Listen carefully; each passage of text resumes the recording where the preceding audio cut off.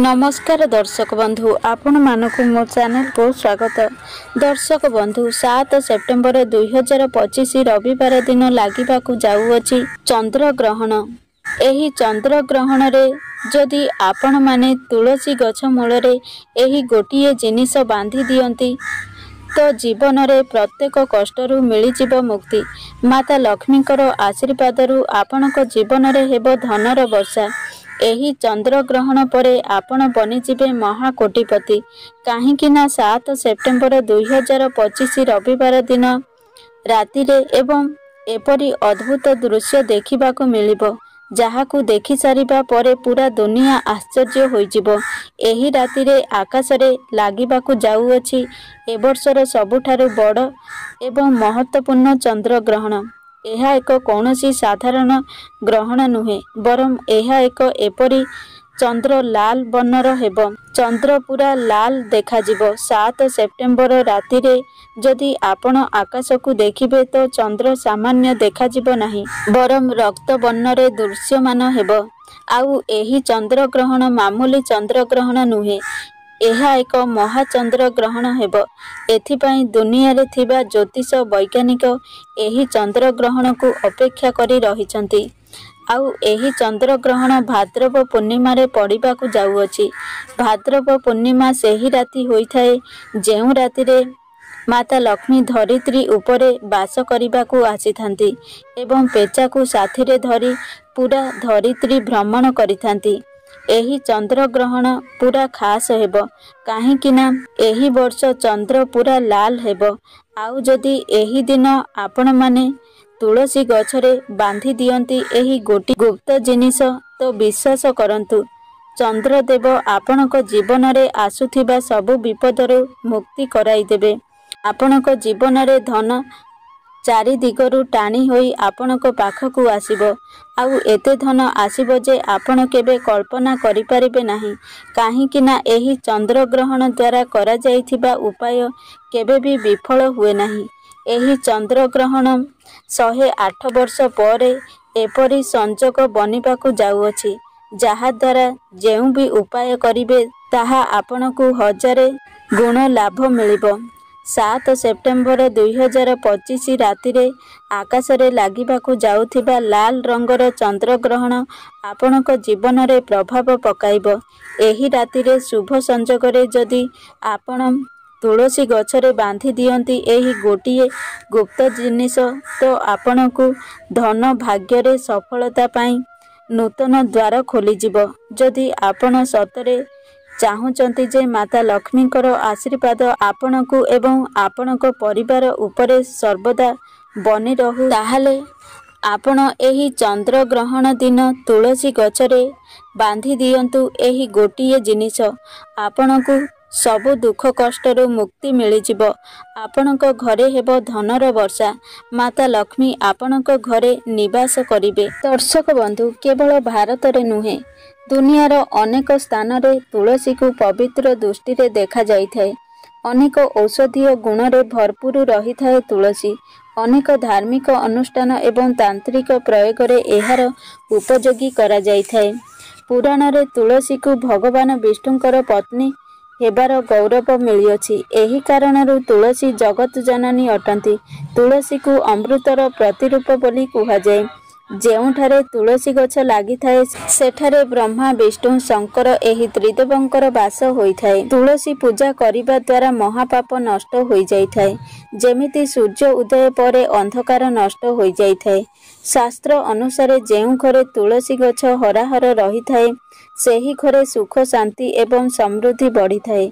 भगवान विष्णुकर पूजा एवं प्रसाद रे तुलसी पत्र रहिबा जरूरी होई थाए। एहार बिना पूजा असंपूर्ण अटे। एही कारणरू सबु हिंदू घरे तुलसी रहिबा जरूरी अटे। घरे सुख शांति बनी रहिबा पाई माता तुलसी को चुनरी अवश्य चढ़ांतु। प्राप्तः समस्त लोक अजाणतरे अनेक भूल करी देइथांती। तुलसी माँ को पूजा तो करिथांती किंतु ओढ़णी देई न थांती। एही कारणरू एमानकू फल प्राप्ति होई न थाए। दर्शक बंधु जेउ लोक माने तुलसी को विवाह करिथांती सेही लोक मानकू केबे भी कष्ट आसी न थाए। ଶାଳଗ୍ରାମ ଏବଂ ତୁଳସୀ ବିବାହ କରାଇବା ଫଳରେ କଳହ ପାପ ଏବଂ ରୋଗ ଦୂର ହୋଇଥାଏ। ଦର୍ଶକ ବନ୍ଧୁ, ଯଦି ଆପଣ ଏହି ଭାଦ୍ରବ ପୂର୍ଣ୍ଣିମା ଦିନ ଜଳରୁ କିଛି ଟୋପା କ୍ଷୀର ମିଶାଇ ମାତା ତୁଳସୀକୁ ଅର୍ପଣ କରିବେ, ଏହାଦ୍ୱାରା ଭଗବାନ ବିଷ୍ଣୁଙ୍କର କୃପା ପ୍ରାପ୍ତ ହୋଇଥାଏ। ତୁଳସୀକୁ ବିଷ୍ଣୁ ପ୍ରିୟା ବୋଲି ମନାଯାଇଥାଏ। ସେଥିପାଇଁ ତୁଳସୀରେ କ୍ଷୀର ଚଢ଼ାଇବାର ମାନେ ହେଲା ଭଗବାନ ବିଷ୍ଣୁଙ୍କୁ କ୍ଷୀର ଅର୍ପଣ କରିବା। ଏହି ଉପାୟ କରିବା ଦ୍ୱାରା ସୁଖ ସମୃଦ୍ଧି ଆଉ ଧନର ଲାଭ ହୋଇଥାଏ। ଏହି ଉପାୟକୁ ଗୁରୁବାର ଦିନ କରିବା ଦ୍ୱାରା ଜାତକରେ ବୃହସ୍ପତି ଗ୍ରହ ମଜବୁତ ହୋଇଥାନ୍ତି ଆଉ ଘରର ସବୁ କଳହ ଦୂର ହୋଇଯାଇଥାଏ। ଏବେ ମୁଁ ଆଉ ଗୋଟିଏ ଉପାୟ କହିବି, ଯାହାକୁ ଆପଣ ଭାଦ୍ରବ ପୂର୍ଣ୍ଣିମା ଦିନ କରି ଆପଣ ନିଜର ସବୁ ସମସ୍ୟାକୁ ଦୂର କରିପାରିବେ। ଏହି ଉପାୟ ଆପଣ ଭାଦ୍ରବ ପୂର୍ଣ୍ଣିମା ଦିନ କରିପାରିବେ, ନହେଲେ କେଉଁ ବି ଗୁରୁବାର ଦିନ କରିପାରିବେ। ଭଲ ଦିନରେ କରାଯାଇଥିବା ଏହି ମହା ଉପାୟ ଆପଣଙ୍କର ଘର ଧନଧାନ୍ୟରେ ଭରିଦେବ। ପ୍ରଥମେ ସକାଳୁ ଉଠି ସ୍ନାନ ଆଦି କରି ସ୍ୱଚ୍ଛ ବସ୍ତ୍ର ପରିଧାନ କରନ୍ତୁ। ଏହାପରେ ତୁଳସୀ ଗଛ ମୂଳରେ ଗୋଟେ ଲାଲ ରଙ୍ଗର ଧାଗାକୁ ଆପଣ ବାନ୍ଧି ଦିଅନ୍ତୁ। ତାପରେ ଆପଣଙ୍କୁ ଗୋଟେ ମାଟି ହାଣ୍ଡି ଆଣିବାର ଅଛି। ସେଥିରେ ଆପଣଙ୍କୁ ଚାଉଳ ଭରି କରି ରଖିବାର ଅଛି। ଚାଉଳ ଉପରେ ସିନ୍ଦୁର, ଗୋଟେ ଟଙ୍କା କଏନ୍ ଆଉ 3ଟି ତୁଳସୀ ପତ୍ର ପକାଇଦେବେ ସେହି ମାଟି ହାଣ୍ଡିରେ। ତାପରେ ଗୋଟେ ଚୁନରି ଘୋଡ଼ାଇ ଦେବେ। ଏହି ସବୁ ଜିନିଷକୁ ନେଇ ଆପଣ ମାତା ଲକ୍ଷ୍ମୀଙ୍କ ପାଖକୁ ଯିବେ ଆଉ ନିବେଦନ କରି କହିବେ, ହେ ମା ଲକ୍ଷ୍ମୀ, ମୋ ଜୀବନରେ ଧନର କମିକୁ ଦୂର କରିଦିଅନ୍ତୁ। ଆପଣଙ୍କର ଆଶୀର୍ବାଦ ମୋ ଉପରେ ଥାଉ। ମୋ ପରିବାର ଉପରେ ସର୍ବଦା ବନେଇ ରଖନ୍ତୁ। ଦର୍ଶକ ବନ୍ଧୁ, କୁହାଯାଏ କି ମାତା ଲକ୍ଷ୍ମୀ ହିଁ ତୁଳସୀର ଦ୍ୱିତୀୟ ରୂପ ଅଟନ୍ତି। ଯଦି ଆପଣ ମାତା ଲକ୍ଷ୍ମୀଙ୍କୁ ପ୍ରସନ୍ନ କରିଦେଲେ, ଆପଣଙ୍କ ଜୀବନରେ କେବେ ବି ଟଙ୍କାର କମି ରହିବ ନାହିଁ। ଏହି ଉପାୟ ଆପଣ ଭାଦ୍ରବ ପୂର୍ଣ୍ଣିମା ଦିନ ଅବଶ୍ୟ କରନ୍ତୁ।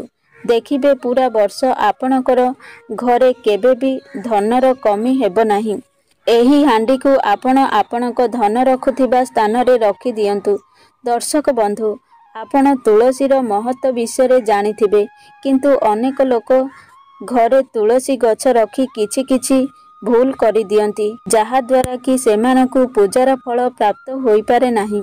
ଯଦି ଆପଣଙ୍କ ଘରେ ଗୋଟିଏରୁ ଅଧିକ ତୁଳସୀ ଗଛ ଅଛି, ଆପଣ ଆପଣଙ୍କ ପଡ଼ୋଶୀକୁ ଦେଇପାରିବେ।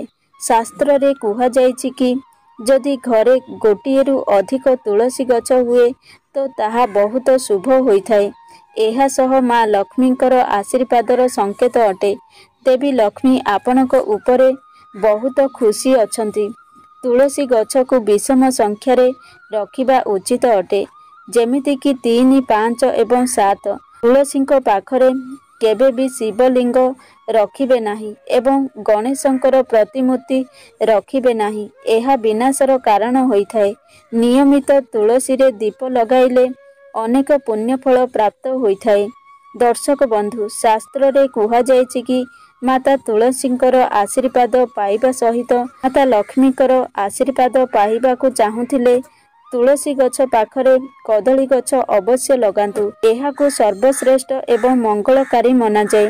ଏଥିରେ ମାତା ଲକ୍ଷ୍ମୀଙ୍କର ସହିତ ଭଗବାନ ବିଷ୍ଣୁଙ୍କର ମଧ୍ୟ କୃପା ପ୍ରାପ୍ତ ହୋଇଥାଏ। ଯେଉଁ ଘରେ ତୁଳସୀ ପାଖରେ ଏହି ତିନୋଟି ଜିନିଷ ରଖାଯାଇ ନଥାଏ, ସେହି ଘରୁ ମାତା ଲକ୍ଷ୍ମୀ କୋଷେ ଦୂରରେ ରହିଥାନ୍ତି ଏବଂ ମାତା ତୁଳସୀ ବି କ୍ରୋଧିତ ହୋଇଥାନ୍ତି।